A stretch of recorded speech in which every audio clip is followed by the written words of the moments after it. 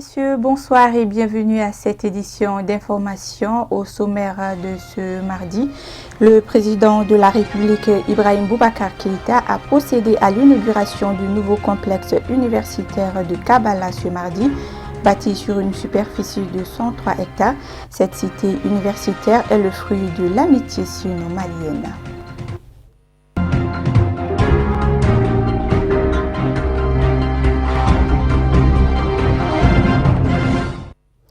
Inauguration ce mardi de la cité universitaire de Kabala d'une valeur de 90 milliards de francs CFA, dont 70 milliards offerts par la Chine. Ce nouveau complexe universitaire est l'un des plus grands pôles universitaires de la sous-région. Reportage Amadou Kamara et Seydou Niari. Bâti sur une superficie de 103 hectares, ce joyau architectural flambant est un don de la République populaire de la Chine à notre pays. C'est avec un sentiment de joie que nous nous adressons aujourd'hui à vous, un sentiment de fierté. Parce qu'il y a de cela 26 ans que notre association a été créée. 26 ans où, parmi les revendications des générations précédentes, il y avait à la première ligne les problèmes d'infrastructure. Aujourd'hui, un rêve réalisé, un rêve de génération en génération réalisé en notre temps. C'est avec ce sentiment de joie et de fierté que nous remercions aujourd'hui nos autorités, les plus hautes autorités, d'avoir vraiment accéléré ce travail. Je me rappelle en 2013, lors du dépôt de la première pierre, on nous avait dit que c'était un chantier de 3 années à peu près. On était impatients. Et aujourd'hui, voilà, c'est fin prêt et nous accueillons à bras ouverts avec beaucoup de joie. À en croire l'ambassadeur de la République populaire de la Chine au Mali, cette infrastructure scolaire d'une qualité exceptionnelle va permettre aux étudiants maliens d'avoir toutes les commodités éducatives pour une meilleure formation adéquate. L'éducation constitue un fondement de l'État et à laquelle les gouvernements chinois et maliens prêtent tous les deux une haute importance. Pour accorder un soutien pragmatique au gouvernement malien dans le domaine de l'enseignement supérieur, le gouvernement chinois a décidé de construire à titre gracieux ce campus universitaire. Excellence, Monsieur le Président, c'était vous-même qui avez posé il y a 3 ans, précisément le 10 mars 2014, la première pierre de ce projet. Grâce à votre soutien précieux et aux efforts conjugués par les deux parties, notre rêve commun devient aujourd'hui une réalité. En tant qu'ambassadeur de Chine et en même temps Lala Keïta du Mali, j'en suis fier et fort ému. L'inauguration de ce joyau, rare qualité dans la sous-région, est le fruit de l'excellente coopération entre le Mali et la Chine. Avec ses collaborateurs, son Excellence Madame l'ambassadeur et ses prédécesseurs ont su traduire en actions déterminantes pour le développement de notre pays l'amitié sincère que voue le peuple chinois au peuple malien. Monsieur le Président de la République, c'est dans le cadre de la réforme du système de l'enseignement supérieur que le gouvernement a décidé de la création d'un deuxième pôle universitaire de Bamako et cette fois-ci à Kabala afin d'améliorer l'environnement de la formation et de la recherche. C'est ainsi qu'il a approuvé le 14 novembre 2010 plusieurs marchés relatifs aux travaux de construction et d'équipement de cette cité. Le président de la République a, au cours de cette inauguration, rappelé les relations amicales importantes entre les deux pays, qui datent de plusieurs décennies. Donc nous sommes un pays de donner et de recevoir. Venir ici, trouver ce confort aujourd'hui, qui vous est désormais fait pour recevoir, apprendre et servir le Mali, m'est un plaisir incroyable. Incroyable.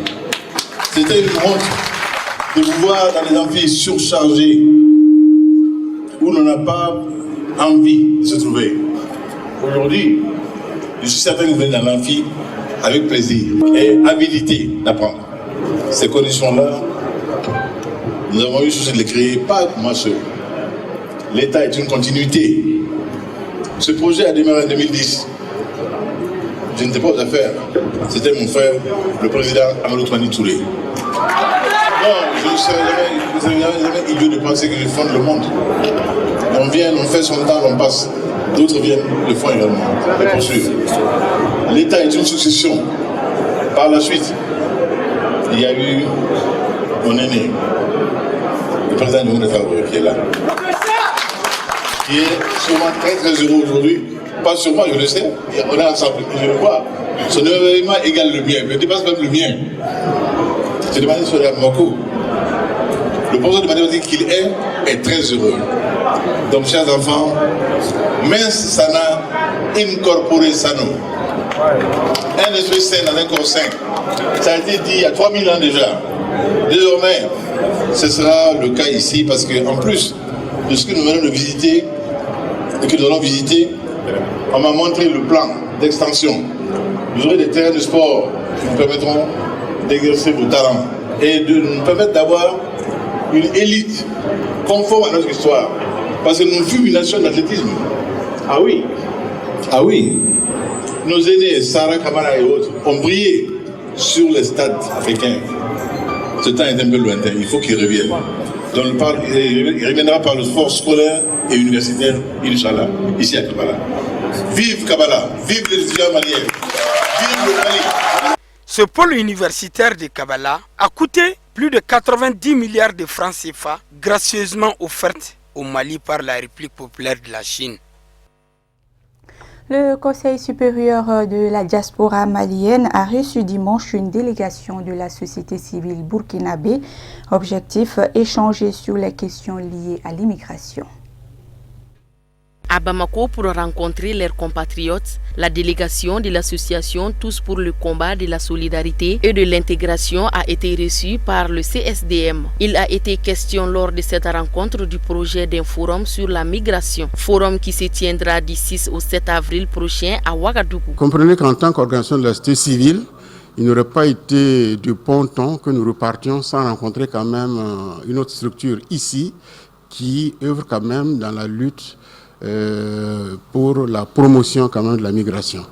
Et je dirais aussi que la question de la migration surtout, ce sont les questions de migration irrégulière qui font l'objet de nos préoccupations. En fait, on ne peut pas arrêter la migration. Je crois qu'il faut enlever ça. Mais c'est surtout la migration illégale qui nous entraîne beaucoup de morts et de catastrophes en fait dans la Méditerranée et aussi dans le désert.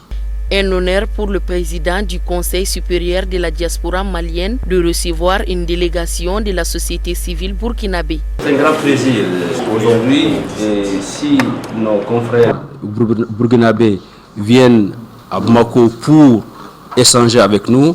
Ça veut dire qu'un bon travail a été fait et c'est une fierté pour tous les Maliens. Vous savez, le Burkina est un pays et un peuple intègre. On est très très fiers de ce que la société civile burkinabé a pu réaliser. C'est un exemple à suivre. Je crois que c'est plutôt nous qui devrions aller au Burkina pour apprendre comment la société civile est bien organisée, mais ce n'est qu'une partie remise.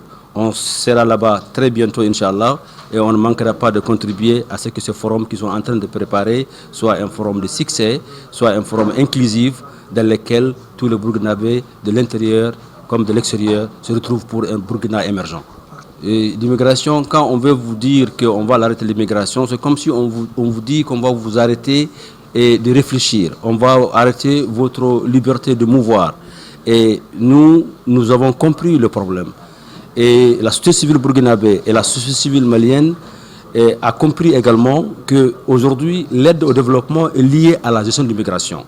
Donc nous disons nos partenaires au développement, si vous voulez nous empêcher de partir, créons des conditions pour que les gens puissent rester. La cérémonie a pris fin par la remise du rapport de l'association TCSIN au CSDM. Diminuer le risque d'inondation à Touba, tel est l'objectif que s'est fixé la population de cette localité. Elle a ainsi mis en place des stratégies visant à évacuer l'eau le plus rapidement possible. Reportage Tata Touré et Mohamed Sidibé.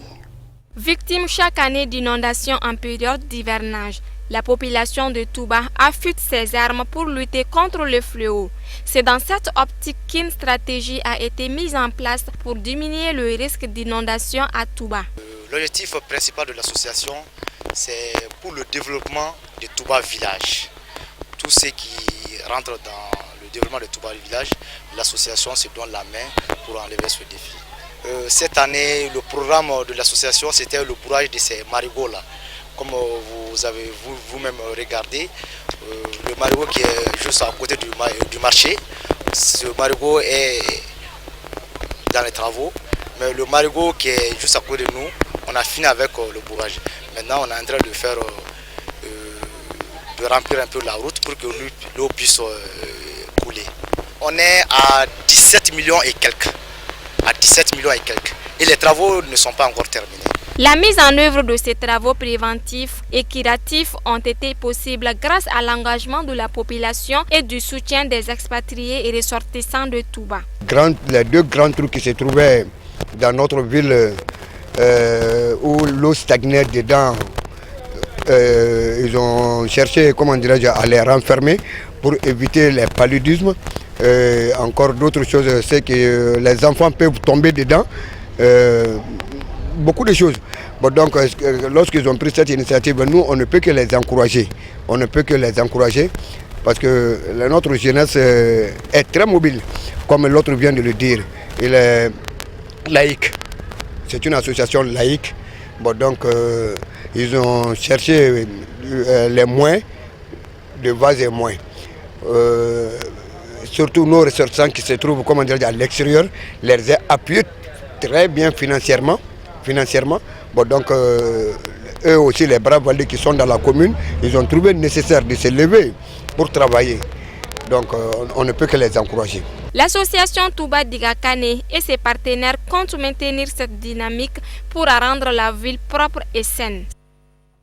Voyons à présent l'actualité hors de nos frontières et une compilation signée Moussa Foma.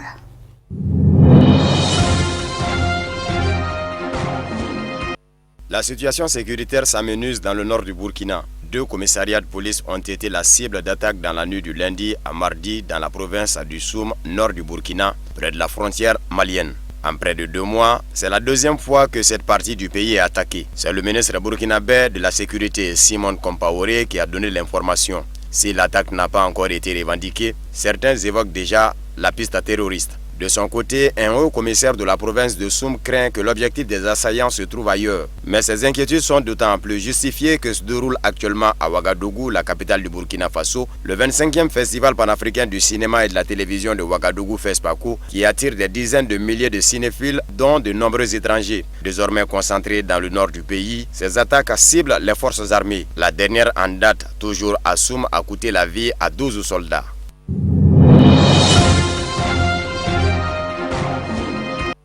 Il n'aura pas réussi à avoir les faveurs du nouveau président Adama Barrow à son poste de chef d'état-major des armées. Bien qu'il ait prêté allégeance au nouveau pouvoir, Ousmane Badji a tout de même été limogé. L'ancien chef d'état-major général des armées gambiennes rejoint désormais le ministère des Affaires étrangères. C'est Mansane Kiné qui occupera ce poste, fonction que lui aussi a occupée jusqu'en 2012 quand Yahya Jammeh décida de le remplacer par un certain Ousmane Badji. Personnage atypique et controversé, Ousmane Badji avait joué un rôle plus ou moins déterminant lors de la crise post-électorale qui a secoué la Gambie entre décembre 2016 et janvier 2017. Après avoir plusieurs fois réitéré son soutien à son mentor Jammeh, le patron de l'armée avait fait volte-face lorsque l'intervention armée de la CEDEAO s'est faite pressante autour du 19 janvier après l'investiture au Sénégal d'Adama Barrow. Il avait alors, contre toute attente, annoncé que ces hommes ne combattraient pas contre les forces de la CEDEAO pour perpétuer le mandat de Yahya Jammeh.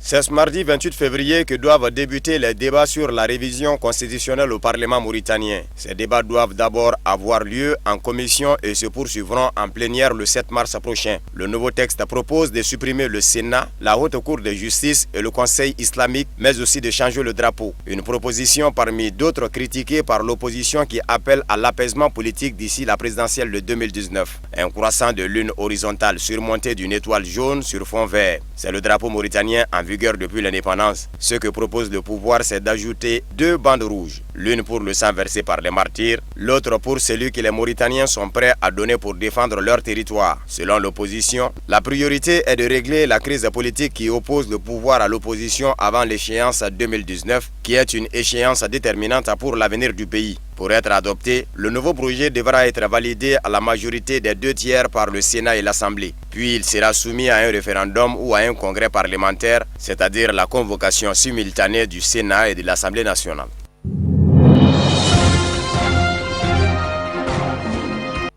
Les contours du grand dialogue national promis par Ali Bongo Ondimba au Gabon se précisent après les violences post-électorales des mois d'août et septembre dernier. Le président gabonais espère enfin tourner la page et rassembler. Le rapport final des travaux préparatoires lancé le 15 février doit être adopté ce lundi avant d'être remis dès mercredi à Ali Bongo qui décidera de la date d'ouverture des négociations. Le dialogue qui se tiendra durant un mois à Libreville se présentera en deux phases. L'une citoyenne où la parole sera donnée à la population gabonaise, la seconde sera politique réunissant 75 délégués de chaque camp. Un grand absent cependant, le principal opposant Jean Ping et sa coalition qui jusqu'à présent ont systématiquement rejeté toute main tendue du président en exercice.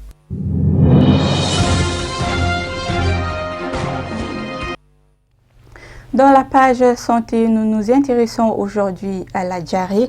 Elle se caractérise par des selles de consistance liquide ou molle, plus volumineuses et nombreuses qu'à l'habitude. Tata Touré. La diarrhée est une émission fréquente de selles liquides, qu'elles soient d'origine bactérienne ou virale. Elle est la cause de plusieurs décès dans notre pays. Toute diarrhée présente des risques, notamment chez les sujets fragilisés, dont les nourrissons et les personnes âgées. Elle peut conduire à une déshydratation. La plupart des cas de diarrhée sont liés à l'absence d'hygiène. Pour prévenir cette maladie, il faut la mobilisation et la sensibilisation dans toutes les directions. La diarrhée est une maladie très grave à conséquences multiples. Elle est très grave surtout chez les enfants. Elle se manifeste par des selles trop fréquentes et trop liquides. Comment reconnaître les signes graves de la diarrhée? Elles sont nombreuses. Ce sont la soif, l'hypotonie, les somnolences, les plis de déshydratation, etc., etc. Le traitement de base, c'est la réhydratation du patient à temps. Encore faudra-t-il qu'il se rende à l'hôpital ou dans un centre de santé le plus proche. La diarrhée peut avoir des conséquences si elle est mal diagnostiquée. La prise en charge du patient s'avère nécessaire vu la particularité de la maladie. Une fois que la diarrhée attrape un enfant, qu'est-ce qu'il faut faire? Il faut rapidement l'amener au centre de santé le plus proche. Et c'est aux médecins, aux agents de santé d'évaluer l'enfant, d'évaluer la gravité de la diarrhée et donner des traitements appropriés pour la diarrhée. Il se peut qu'ils vont hospitaliser l'enfant en fonction de ce qu'ils ont vu.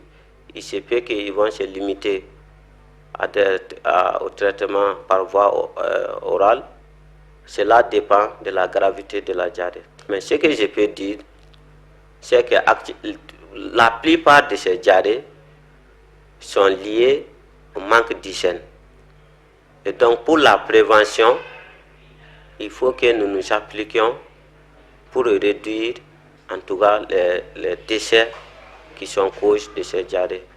C'est seule la propriété qui peut faire de telle sorte qu'on va diminuer la morbidité de la diarrhée et la mortalité de la diarrhée.